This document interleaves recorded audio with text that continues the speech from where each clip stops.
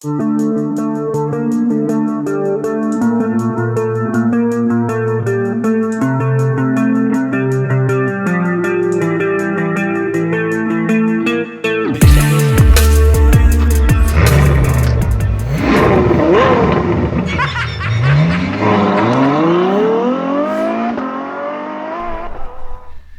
welcome to Tarmac. I'm Dave. I'm Matthew, and as you can see, I'm kind of matching with the car we have today, which is the 2021 Kia Stinger GT. That's right, it's a front engine rear wheel drive monster that, as far as Santa would go, it's on both its naughty and its nice list. Come, let's take a look. About a handful of years ago, the Ford Falcon and the Holden Commodore started to have a bit of a demise. And actually, as it turns out, the Commodore has gone completely. But at the same time, Kia decided to start kicking off their Stinger. The GT actually hit the streets about 2 years ago, so 2018. And now, a couple of years later, there's this whole new, well, a new refreshed version of it. Let's take a closer look. Up front here we've got the trademarked Kia Tiger nose as far as the grille goes, and this one comes with this dark chrome etching all the way around and this sort of, I don't know, cascading button stuff. Looks really smart, really cool. Also more chrome or dark chrome around the lower valance here. Up on the bonnet here, love these bonnet vents that actually do nothing other than look cosmetically lovely. These side air curtains or side vents down here actually do have some airflow that go down the side, and these lights are, this shape is just amazing. I don't actually know what you call this shape, but it's very artistic. The inside here are bi-LEDs that are also functioning, that can get you around corners as well. So quite a lot going on. Actually, from a face, it's quite aggressive and quite angry, and I think that's the whole thing of this car. It is more angrier, more aggressive, more muscular, even in runway red. Put your high heels on. Round the side, in overall length, this is 4.8 meters long, and also height 1.4 meters tall. So actually, I really have shrunk. Looking down the side of it, lovely big 19-inch fat alloys here with Brembo red brakes, red brake calipers, and 350mm discs, so plenty of stopping power up here. Slowly moving down, more of that black chrome accent here, nice, and also black chrome, what are they, door mirrors? I always get that wrong. And it actually has pool lighting down here as well, so lots going on. 4-door sedan, so plenty of stuff going on here. We'll talk about the interior in a moment, and a nice big sunroof, very wide, and also helps let that, I don't know, sunlight come into the cabin. Very cool. Round the rear, there's actually quite a lot going on the rear end here. So aside from the Stinger badges and the GT badges and Kia badges all around the place here, the boot lid's got a nice overhang spoiler here. The lighting is amazing. There's really good lighting, LED lighting along here, and these little LEDs along here are very, I don't know, they're just kind of cool as far as indications go. Really smart. Coincidentally, this is an actual light bar across the whole width, so it does give it more width across the rear end here. And also, just down the side here, nice Stinger reflective bit. So it's quite part of their design, but very funky. Nice blackened out lower valance here, quad pipes that actually work, which is cool. And when you get inside here, 406 litres of boot space, which is actually quite deep, just not deep. So plenty of room to get stuff in from your IKEA or anything like that, but you know, you're limited in depth. Something that's not limited in depth is what's under the bonnet. Let's go and check under there. Under here is a 3.3 litre V6 twin turboed engine, actually a Lambda engine, Lambda engine 2, which actually gives you 274 kilowatts, 510 Newton meters of torque, 0 to 100 in 4.9 seconds, so sub 5 seconds, which is awesome for a 4-door saloon. And look at these sway bars as well. You know it makes some difference. You know you're ready for the track when you've got these. Whether they work or not is irrelevant, they just look cool. Speaking of things that don't work or are irrelevant, Matthew's inside and he'll show you all around in there. Well, Dave couldn't have been talking about me with regards to the functionality, because many people say I work hard, but something that works even harder than me, frankly, is the cabin of this Kia Stinger GT, and frankly, it looks good doing it too. Across the top you get nice use of soft materials there and a good bit of contrast stitching going through. You get leather wrapped across the dashboard here, and these vents sort of have these really nice notches which give it almost I guess a nod to fighter pilots or some kind of aeronautical design language like that. Down the middle again, some more shiny materials. You get this polished aluminium across there, which must be bouncing light back onto you on a day like today. You get good use of, you know, premium plastic, stuff like that, and of course some more leather down the armrest here. The kind of stuff that we've come to expect from Kia, frankly, of late. They've been doing a really good job with the quality of their cabin and the materials in here. Speaking of stuff in here, well, you get plenty of storage space. There's enough space for arguably the biggest phone in the business there, and a wireless charging pad for it too. You get space for USB charging if your phone doesn't have wireless. You get two cup holders there of different depths as well, so if you have a small coffee or a medium coffee, doesn't matter, you can still hold it nicely. And even more space under the armrest there.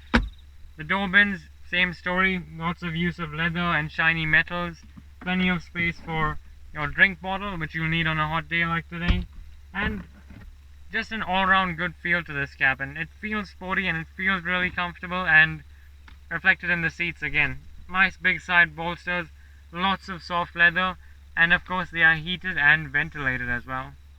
As Dave has shown you, this is the 2021 model, and there's been some changes on the outside, and same with the inside, frankly, because the major change in here is the infotainment screen, which has been updated to reflect Kia's latest operating system, if you like. The main new features with this is that it's got Kia's new layout for the infotainment screen, so you got your time there, and then in the background it shows what you've been using most recently. Swipe through and you get their new layout, which includes that really nice purple neon theme. Looks really good and feels really quick to use as well. It's got, you know, Apple CarPlay, Android Auto, all the kind of features that you'd expect from a car like this, and one or two quirky features as well, like Kia like to throw in. The voice memo there, sounds of nature, of course, all those things that give this car a little bit of character. One of the first things you'll notice from the driver's perspective is this nice chunky leather wrapped flat bottom steering wheel that has the GT logo on it as well, and it also hides these nice aluminium paddle shifters to give it a proper sporty feel. In front of you, the instrument cluster is actually analog or old school, as you might like to call it, even though this is a 2018 model car, so in that one respect it's starting to show its age a little bit, but the kind of features in here, well, you couldn't really tell, to be honest, because when you start the car up, it does a very cool system check and shows a scanner going through the car. It's almost like something out of the Hot Wheels movies, frankly. And then you go through the screen and you have a model of a Kia Stinger right there, and all the sort of things that you want displayed. And of course this is a proper sports car, so you have the all important boost gauge, the oil temperature gauge, and of course the torque gauge. So, you know, it may be a Kia, but it's got a lot of character and a lot of fun to it. Another new feature for 2021 is this. When you flick the indicator stalk, it actually turns on the cameras which are underneath the wing mirrors. So in terms of safety, Kia have got you covered pretty well in that respect. And another place that I guess enhances the safety of this car is the back seats. So let's jump in the back and take a look there. One of the striking features of the Kia Stinger is the length, and that directly translates into the interior, because this driver's seat here is pushed as far back as it can go and as low down as it can go, but I've still got plenty of knee room there, plenty of foot room, and the piece de resistance, the sharply sloping roof. I've still got plenty of headroom there, despite being just under 6 foot. So Dave should have no problem in the back of this Stinger. And frankly, another place where he doesn't have any problems, well, in fact he praises the car no end, is from the driver's perspective. So let's hit the roads and see what he says. Okay, before we go anywhere with this car, I think we should probably test out launch control. Now, it is, for a sports car, just slightly convoluted. So what you do is you obviously make sure you're in a nice, quiet, secluded area and a place that's safe. Road conditions, weather conditions all help or to make things either better or worse. And also you need to make sure the engine's warm, and so there's quite a lot to go through to make it right. But to make it work, you hold down the traction off condition button for 3 seconds. Now both lights on the dash need to come up, so there needs to be a traction off and also an extra one on the dials. Then obviously you put it into drive, make sure you're in sport. So then you'll feel the seat hug you a little bit, which is rather cool. Then foot hard on the brake, down hard on the accelerator, launch control comes in, and then you're off. And then you'll get your 4.9 0 to 100. Pretty cool.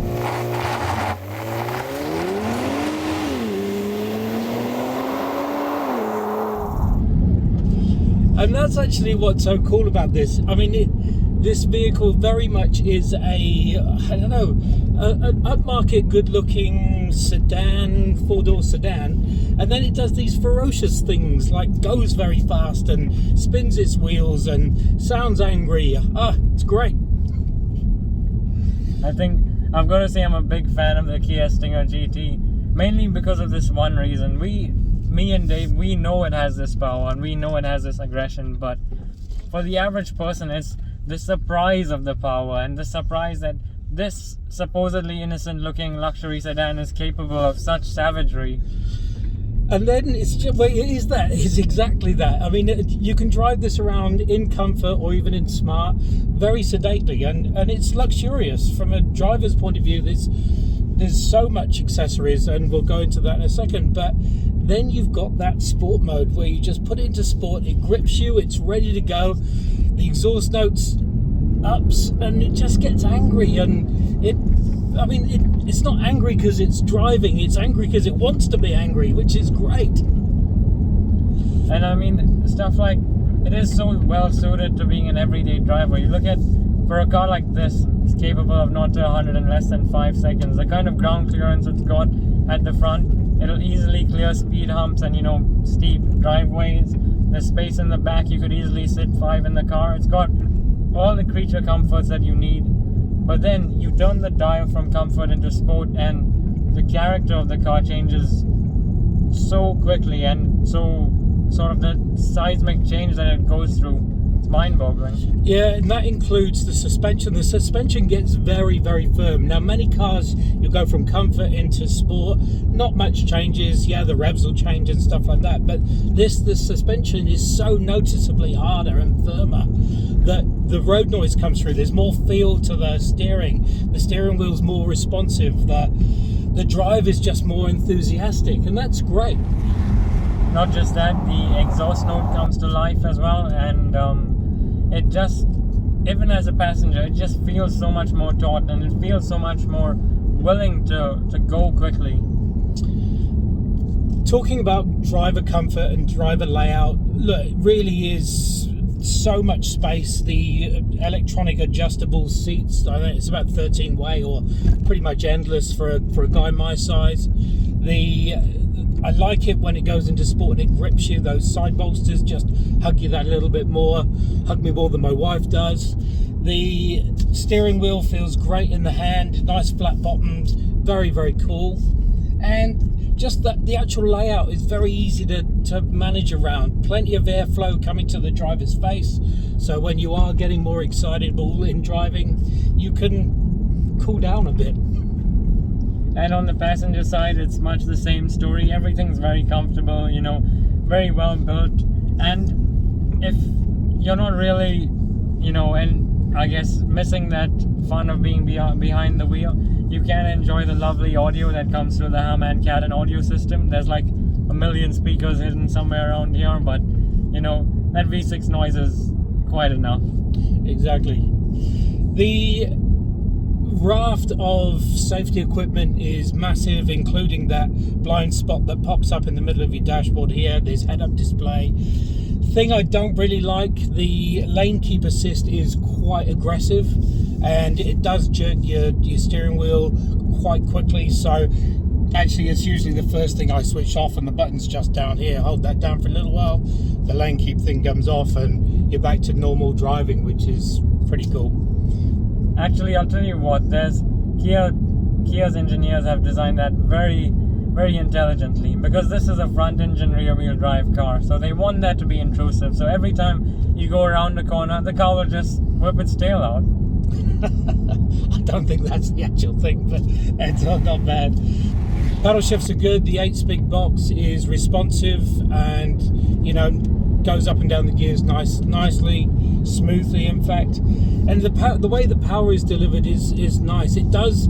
The twin turbos do dump a lot of power down early, but it's what you want in this car. You want to spin the wheels when nobody's looking. You want people to know you're well, actually, you want to know you're in a sports car when you're in this sports car. It's the kind of car that when you rev by and you downshift and you accelerate, people are looking for something with 2 doors that made that noise. They don't suspect this family sedan with the Kia badge on the front of, you know, that sort of savage. I do anticipate going through a lot of rear wheel rubber, and even though this is very sticky rubber, I think it's very easy to leave licorice marks wherever you want to go. Or you can just go into comfort and just relax and drive nicely. It's leisurely, it's more luxurious than ever. There's so much information. It's a really nice driving car. You can just lean back, you know, turn on sounds of nature and just sort of fall asleep if you're the passenger, not the driver. But why would you in a car like this when there's so much of excitement to be had when it's in sport mode? Heated ventilated seats, as Matthew said earlier, is very cool, or very actually cool or hot. Heated steering wheel, lots going on like that. Three-dimensional holistic view when parking, so you can actually got a caricature of your vehicle that you can see and make sure that you're not bumping into anything in tight spaces. Lots going on, lots. So there you have it, the Stinger GT, naughty and nice. It's smarter, more muscular, more fun to drive actually.